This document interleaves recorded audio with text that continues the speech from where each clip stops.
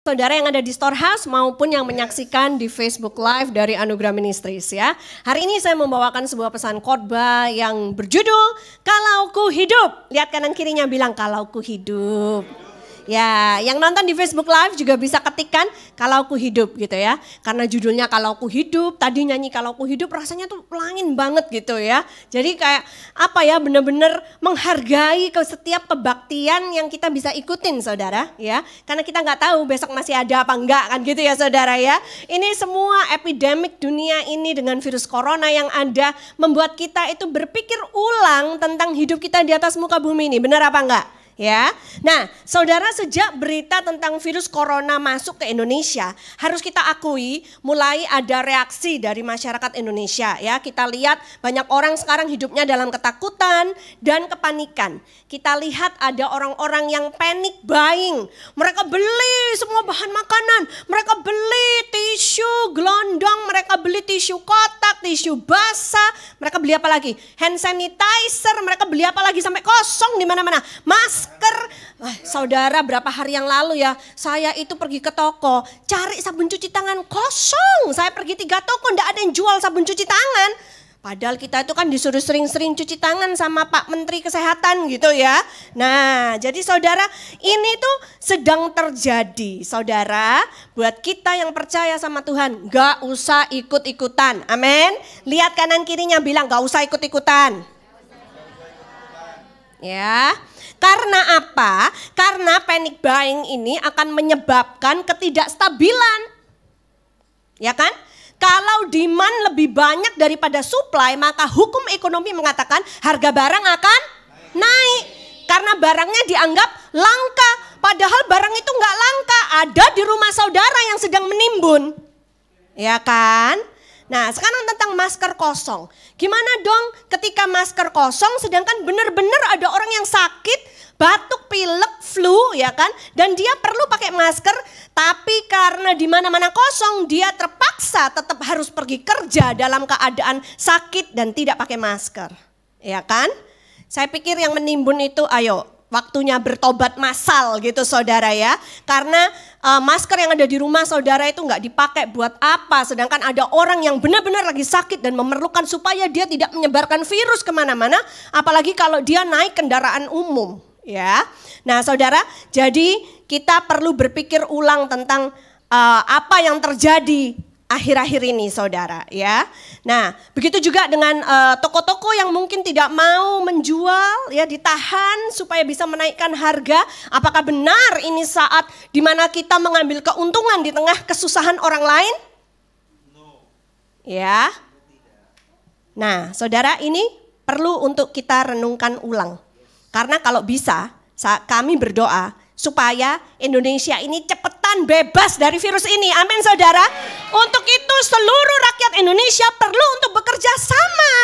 Ya, kita tidak bisa egois hanya memikirkan diri kita sendiri, memikirkan keselamatan keluarga kita sendiri, tapi kita harus memikirkan the greater good. Kita harus memikirkan kepentingan orang banyak. Ada amin saudara? Ya. Nah, saudara, saya pikir Indonesia kita perlu bertobat massal ya, dalam keadaan genting seperti sekarang ini. Mari kita berbuat yang benar ya. Saudara, nomor 1, kalau ku hidup, it's time to rise up. Katakan kanan kiri saudara, it's time to rise up. Waktunya kita bangkit ya. Kalau Anda adalah pengusaha dan sekarang katanya bisnis lagi sepi ya, ini berimbasnya panjang dan kemana-mana saudara ya. Cobalah produksi masker gitu ya, kan tahu lagi dibutuhkan banyak orang gitu ya. Atau produksi sanitizer ya, atau hand wash, semprotan antivirus, apalah saudara ya. Tapi jangan dijual mahal-mahal untuk menarik keuntungan sebanyak-banyaknya. Ini adalah panggilan buat orang-orang yang mau menjadi berkat hidupnya buat orang lain. Amin. Ya, katanya salon sepi saudara ya. Saya ini kan sering pergi ke salon ngebelur rambut gitu ya, supaya nanti kalau khotbah bagus gak rambut saya saudara ya. Ini masih kemarin gitu saudara ya. Nah kemarin saya pergi ke salon langganan saya gitu kan di Belesas ini. Saya tanya sama mbaknya, mbak ada berapa customer hari ini? Dia bilang sepi bu, saya datang jam 7 malam dan dia cuma megang 2 orang. Sepanjang hari itu di salon itu hanya ada 2 customer. Ya saudara. Nah kemudian dapat juga kabar dari teman yang punya kafe gitu. Dia bilang kafenya sepi katanya ya di pulau lain saudara ya. Nah terus saya memberikan ide gitu kepada teman yang jualan kafe itu saudara ya. Saya bilang gimana kalau jualan jamu gitu saudara ya. Karena jamu laku loh sekarang ya kan. Apalagi sejak Jokowi posting di Instagramnya bahwa dia menjaga kesehatannya, kekebalan tubuh dengan minum jamu. Orang Jawa bilang empon-empon. Ya ada yang gak ngerti empon-empon itu apa sih Bu? Bumbu dapur, ya kan, jahe, kunyit, temulawak, yang gitu-gitu itu loh saudara ya, itu diolah untuk menjadi jamu gitu saudara ya. Nah katanya itu jamu bisa berkhasiat untuk menangkal virus corona ya. Tapi ada juga yang percaya bahwa jus dan buah itu yang bisa menangkal virus corona gitu saudara ya. Jadi kalau percayanya sama jus buah dan sayur ya ngejus sanalah. Terus dibotolin terus dijual gitu. Coba ya sesuatu. Siapa tahu kamu yang akan menemukan obat penangkal virus corona. Amin. Loh gak percaya. Gak ada amin ini. Bagaimana dengan pemirsa di rumah? Kalau percaya katakan amin saudara ya. Ini waktunya untuk anak-anak Tuhan bangkit. Kalau Anda ilmuwan, dokter atau bergerak di dunia medis, kami berdoa supaya Anda yang sedang menonton segera menemukan penangkalnya. Ada amin saudara. Atau menemukan vaksinnya dengan segera. Dunia membutuhkanmu. Ini saatnya anak-anak Tuhan bangkit. Amin saudara. Kita lihat contoh di Alkitab. 2 Raja-Raja pasal yang kedua ayat 19 sampai 22. Ini kisah di mana Nabi Elisa hidup saudara ya. Kita baca sama-sama ayat 19, 2, 3. Berkatalah penduduk kota itu kepada Elisa, cobalah lihat, letaknya kota ini baik seperti tuanku lihat. Tetapi airnya tidak baik dan di negeri ini sering ada keguguran bayi. 20. Jawabnya, ambillah sebuah pinggan baru bagiku dan taruhlah garam ke dalamnya. Maka mereka membawa pinggan itu kepadanya. 21. Kemudian pergilah ia ke mata air mereka dan melemparkan garam itu ke dalamnya. Serta berkata, beginilah firman Tuhan. Telah kusehatkan air ini, maka tidak akan terjadi lagi olehnya kematian atau keguguran bayi. 22, demikianlah air itu menjadi sehat sampai hari ini sesuai dengan firman yang telah disampaikan Elisa. Saya berdoa, saya bernubuat, saya deklarasikan akan ada Elisa di akhir zaman ini. Anak-anak Tuhan yang rise up, anak-anak Tuhan yang bangkit, mendapatkan ilham dari Tuhan, mendapatkan suatu ide yang cemerlang dari Tuhan. Sehingga yang kau lakukan itu akan membantu banyak orang untuk sembuh dari penyakit yang disebabkan oleh virus corona. Yang percaya katakan, sorak-sorai dong buat Tuhan Yesus. Woo! This is the time for you anak-anak Tuhan to rise up. Bangkit menjadi jawaban bagi dunia yang sedang bingung dan bagi dunia yang sedang memerlukan jawaban. Amin saudara ya. Puji Tuhan. I'm on fire loh saudara ya. Wah apalagi dengan virus-virus begini. Tiap kali kalau mau menyiapkan firman Tuhan, saya akan buat seakan-akan kalau ini yang terakhir, aku akan berikan yang terbaik buat Tuhan. Amin saudara. Sama kayak tadi waktu Yusak Dani nyanyi. Mau nyanyi yang terbaik. Wah PW-nya sangat memberkati saya. Saya gak tahu saudara lihat apa enggak. Saya loncat-loncat dari tadi di situ saya. Lupa umur ya, nanti kalau pulang pegel semua pasti itu saudara ya. Untungnya tadi pakai sepatu Keds ya kan, jadi siap untuk lompat-lompat gitu ya. Nah saudara, nomor 2 sekarang poinnya. Kalau ku hidup ya, perenungan kita hari ini nomor 2 adalah hidup dan mati untuk Tuhan. Amin. Lihat kanan kirinya bilang hidup dan mati itu untuk Tuhan. Yang sedang menyaksikan di Facebook Live boleh diketikkan hidup dan mati untuk Tuhan, ya. Nah, kita baca dulu ayatnya. Roma pasal 14 ayat 7 sampai 8. Ya, di screen sudah ada. Kita baca bersama-sama. 2, 3. Sebab tidak ada seorang pun di antara kita yang hidup untuk dirinya sendiri dan tidak ada seorang pun yang mati untuk dirinya sendiri. 8. Sebab jika kita hidup untuk Untuk siapa? Untuk siapa yang keras? Untuk Tuhan. Dan jika kita mati untuk siapa? Yang keras? Untuk Tuhan. Jadi baik hidup atau mati, kita adalah milik Tuhan. Yang percaya katakan amin. Sorak-sorai buat Tuhan Yesus. Orang Kristen tuh gak takut mati, saudara. Amin. Karena hidup untuk Tuhan, mati pun untuk Tuhan, ya kan? Apa ruginya gitu, saudara, ya kan? Nah, saudara, tapi bukan berarti terus kita mati konyol, kita nantang-nantang kematian, ayo coba gitu, saudara. Gak perlu juga ya. Jadi orang harus bijaksana gitu, saudara ya. Nah, saudara, oleh sebab itu gak perlulah kita ketakutan, panik kayak macam orang dunia, kayak orang gak kenal Tuhan aja. Kalau kita tahu siapa Tuhan yang kita sembah, kita bisa tenang meskipun di tengah badai. Amin, saudara. Kita bisa tenang dalam perlindungan Tuhan, saudara, ya. Nah, saudara, jadi kita lihat ya, kita tuh nggak perlu punya mental yang takut mati. Karena apa? Setiap orang yang dilahirkan di atas muka bumi ini sebenarnya ditakdirkan untuk mati suatu saat nanti. Seperti yang dikatakan oleh firman Tuhan di kitab Pengkhotbah, ada yang lahir, ada entry, ada exit. Ya, ada yang masuk, ada yang keluar gitu kan, saudara, ya. Nah, jadi cara exitnya bisa berbeda-beda, saudara, ya. Itu nanti tergantung kedaulatannya Tuhan. Tapi suatu saat kita pasti mati, guys. Kita nggak mungkin hidup di atas muka bumi untuk selama-lamanya. Kecuali Tuhan Yesus datang terlebih dahulu, rapture, mengangkat kita, baru kita tidak akan merasakan kematian. Ada amin, saudara? Ya. Nah, jadi saudara, kita lihat, belum tentu juga exitnya itu karena virus corona. Kalau bukan kehendak Tuhan untuk kita sakit disebabkan oleh virus corona, gak bakal kena. Virus corona tidak akan bisa menyentuh kita. Yang percaya katakan amin. Kalau tidak dikehendaki oleh Tuhan, gak mungkin kena anak-anaknya. Amin, saudara. Itulah yang Tuhan kita lakukan ketika Mesir dilanda tulah. Orang Mesir semuanya dari ujung ke ujung mereka semua kena. Hanya orang Israel yang tidak kena. Di tanah Goshen mereka dilindungi oleh Tuhan. Tanahnya tetap hijau, tanahnya tetap subur. Ada amin. Tidak ada kematian di sana. Yang percaya katakan amin dong. Sorak-sorai buat Tuhan Yesus, saudara. Hari Minggu kemarin saya berkhotbah tentang kehidupan Ayub. Dan saya sudah bagikan bahwa yang namanya perlindungan Tuhan itu melindungi anak-anaknya seperti pagar. Ada amin, saudara. Kalau kita hidup dalam perlindungan Tuhan, ada perlindungan Tuhan yang memagari kita. Ada amin, saudara. Ya. Nah, kenapa orang Kristen gak usah takut mati? Karena kita akan ketemu sama Tuhan Yesus. Amin, saudara. Ya. Nah, tapi by the way, BTW, ya, angka kematian yang disebabkan karena rokok itu ternyata lebih besar daripada angka kematian yang disebabkan oleh virus corona.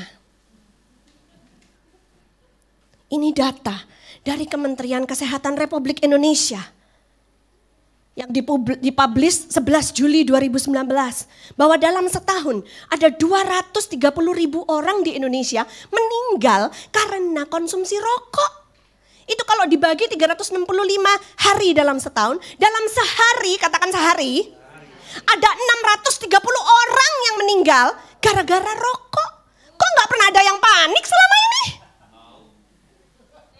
Halo, Anda sehat? 26 orang per jam mati gara-gara mengkonsumsi rokok. Di mana kita selama ini?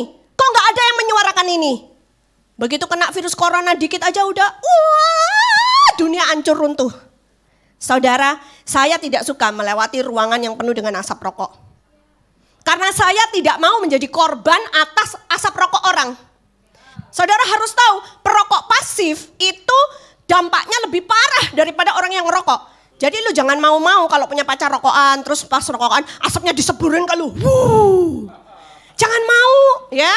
Itu resikonya kamu kena kanker jauh lebih tinggi daripada dia. Ya, jadi sebenarnya mohon maaf ya, ini pandangan pribadi saya. Orang yang ngerokok itu orang yang paling egois di atas muka bumi ini. Kalau lu mau ngerusak diri lu sendiri gak apa-apa, tapi jangan ngerusak orang lain. Jangan ngerusak dunia ini. Bayangkan berapa banyak anak yang putus sekolah, tidak bisa melanjutkan sekolahnya. Tapi bapaknya tiap hari ngerokok. menurut saya itu bapak yang paling egois. Bayangkan berapa banyak istri yang meninggal karena suaminya ngerokok, saudara. Ya, dia nggak sadar bahwa perokok pasif itu seperti yang saya sebutkan tadi. Dia nggak sadar kalau selama ini dia jadi perokok pasif. Suaminya ngerokok di depan dia terus, ya kan, di dekat dia terus gitu. Suaminya nggak apa-apa, istrinya yang mati kena kanker. Ya kan? Buat saya itu suami paling egois. Ya, dan kalaupun engkau ngerokok di luar karena sayang sama istri dan anakmu, lalu kau pulang, kau pikir kau bebas. Itu racun nikotin sudah nempel di bajumu, lalu kau peluk istrimu, kau peluk anakmu.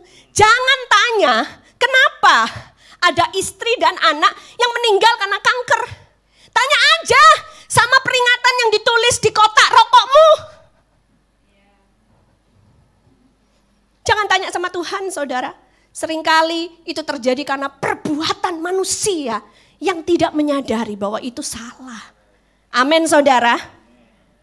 Saya bicara sama kamu, kalau mau bebas dari rokok, hari ini kuasa Tuhan lebih bebas, lebih kuat daripada kuasa rokok. Dan kuasa Tuhan sanggup membebaskan engkau dari ikatan rokok untuk selamanya. Minta Tuhan belas kasihan, minta Tuhan kekuatan daripadanya supaya bisa membebaskanmu dari belenggu ikatan rokok. Amin, saudara.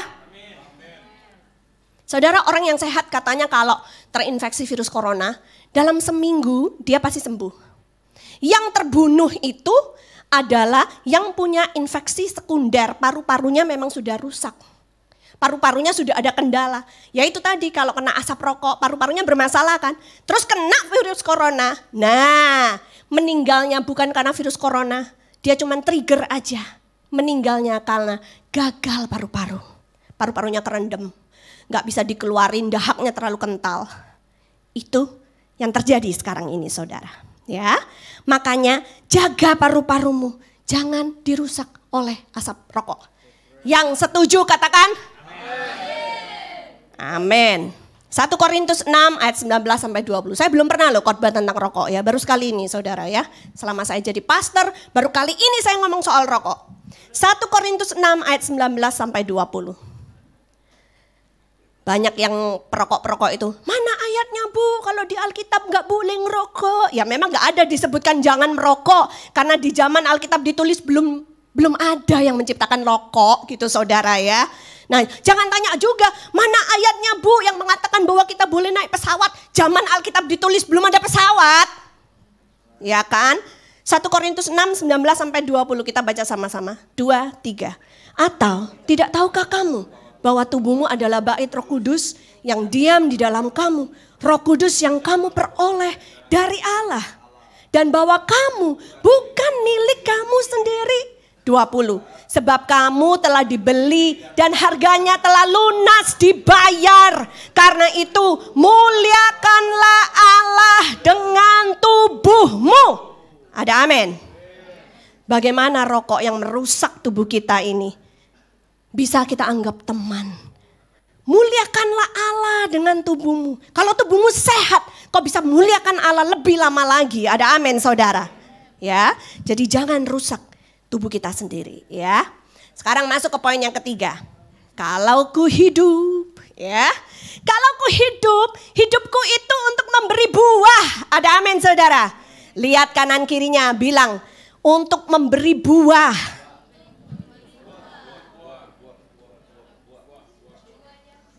Jadilah orang Kristen yang gak takut mati, tapi juga gak takut hidup. Iya, banyak orang takut hidup, ya kan? Banyak orang sekarang ini loh takut keluar rumah. Banyak orang sekarang ini takut melakukan segala-galanya. Takut hidup, ya kan? Nah, saudara, karena apa? Kalau kita hidup itu oleh Kristus, untuk Kristus, karena Kristus, bagi Kristus. Yang percaya katakan amin. Sorak-sorai dulu buat Tuhan Yesus, saudara. Filipi pasal yang pertama, ayat 21 sampai 22. Kita baca sama-sama. 2, 3. Karena bagiku hidup adalah Kristus dan mati adalah siapa mau untung? Yeah. Saya tidak bilang suruh mati loh ya. Saya cuma tanya siapa mau untung gitu doang. Ternyata mati itu adalah keuntungan. Berikutnya, ayat 22. Tetapi jika aku harus hidup di dunia ini, itu berarti bagiku bekerja. Bilang bekerja. Ulang, bekerja. Jadi kalau kita masih hidup di dunia ini artinya kita harus bekerja. Gak boleh malas, harus bekerja. Untuk apa? Memberi buah. Untuk apa? Memberi buah. Jadi mana yang harus kupilih?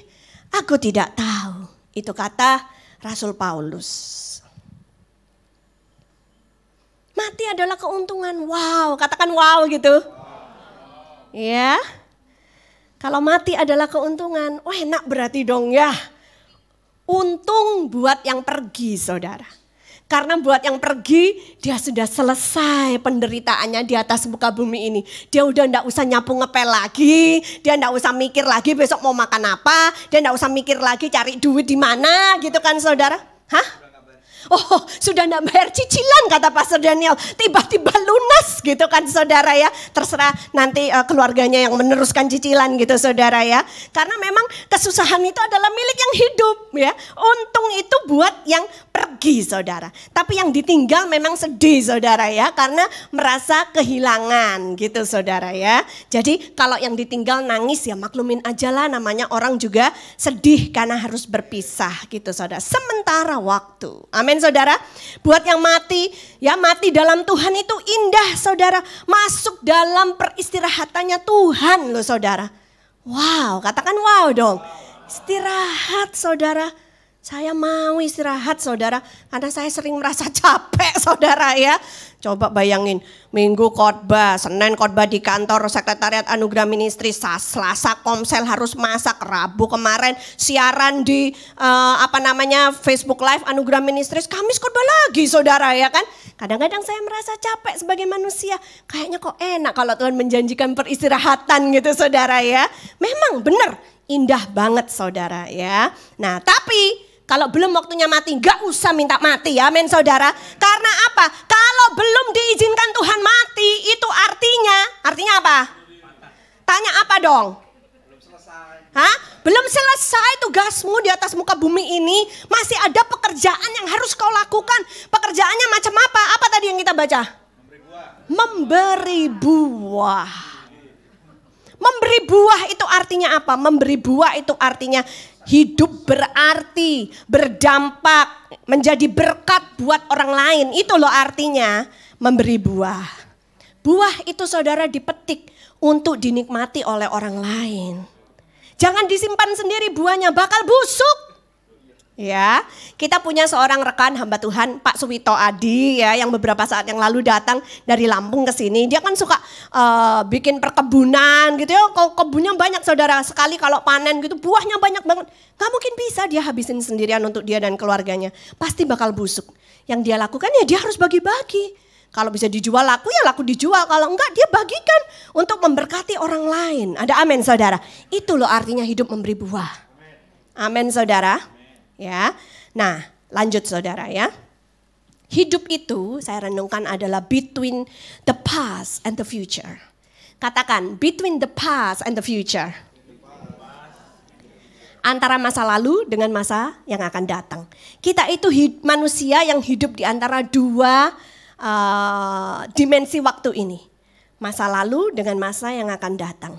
Kamis yang lalu Pastor Daniel sudah ngajarin kita how to move on, ya, bagaimana kita bisa move on dari masa lalu kita. Nah, sekarang itu kita sedang on the way, katakan on the way. On the way menuju masa depan kita, ya saudara. Tapi masa depan itu belum kita raih saudara. Minta Tuhan jalan bersama dengan kita, berikan tuntunan dari Tuhan untuk kita bisa meraih masa depan yang sebaik-baiknya. Amin saudara. And between the past and the future, ada yang namanya present, katakan present saudara. Present itu sekarang, waktu yang sekarang kita hidup ini. Pastikan kita hidup sebaik-baiknya. Lihat kanan kiri bilang hidup sebaik-baiknya. Amin. Ya. Hidup sebaik-baiknya. Hidup to your fullest Di masa yang sekarang ini saudara, bekerja memberi buah supaya kamu bisa meraih masa depan yang gilang gemilang bersama dengan Tuhan Yesus. Amin saudara. Saya renungkan juga bahwa hidup itu adalah between already and not yet. Ini oleh-oleh dari kemarin waktu conference di KL saudara ya. Hidup itu antara sudah dan belum. Maksudnya gimana Bu? Bingung ya? Hah? Bingung gak? Gini loh saudara. Kita itu masih hidup dalam tubuh yang fana, benar nggak? Coba dipegang tubuhnya, ya. Ini tubuh itu tubuh yang fana. Gara-gara Adam jatuh dalam dosa, maka tubuh kita ini menjadi tubuh yang fana. Dulu di Taman Eden sebelum Adam dan Hawa jatuh dalam dosa, mereka hidup dalam tubuh kemuliaan. Gak bisa capek dan gak bisa jatuh sakit saudara. Bahkan tidak didesain oleh Tuhan untuk mati. Ada amin saudara. Didesain untuk hidup bersama Tuhan untuk selama-lamanya saudara. Tapi gara-gara Adam dan Hawa jatuh dalam dosa, maka tubuh kita ini menjadi tubuh yang fana saudara. Upah dosa adalah maut. Dan salah satunya bisa melalui sakit penyakit. Karena we live in a fallen world. Kita hidup dalam dunia yang sudah jatuh dalam dosa. Virus bisa masuk dalam tubuh kita. Amin saudara. Ya, jadi kalau buat saudara yang bertanya kenapa sakit penyakit bisa terjadi, ya itu jawabannya saudara ya. Nah, tapi kita dijanjikan oleh Tuhan bahwa kita akan diberikan tubuh kemuliaan. Amin saudara. Ya. Tapi kita sudah terima janjinya tapi belum menjadi kenyataan. Kita terima di dalam alam roh. Kita percaya kita dikasih tubuh kemuliaan. Tapi secara alam fisik kita belum menerimanya menjadi kenyataan. Ada amin saudara. Ya. Nah ini jadi antara sudah dan belum ini kita harus punya hikmat saudara. Hikmat yang akan menjagai kita dari banyak kesusahan. Hikmat misalnya apa? Sekarang dengan merebaknya virus corona. Salaman gak harus jabat tangan. Ada amin saudara. Gak usah dinyinyirin ya. Kalau kamu mau jabat tangan ya silakanlah gitu. Cuman saudara harus tahu ya kan. Di South Korea, Korea Selatan itu tiba-tiba jumlahnya banyak gitu kan. Karena ada satu orang yang kena. Terus dia gak tahu kalau dirinya kena, dia pergi ke gereja, dia ikut 4 kebaktian, dia salaman dengan ribuan orang. Guess what? Gereja itu kena saudara, ribuan orang. Sampai pemerintah South Korea harus melarang mereka untuk beribadah sementara waktu. Ya, seperti itu saudara, kita harus punya hikmat.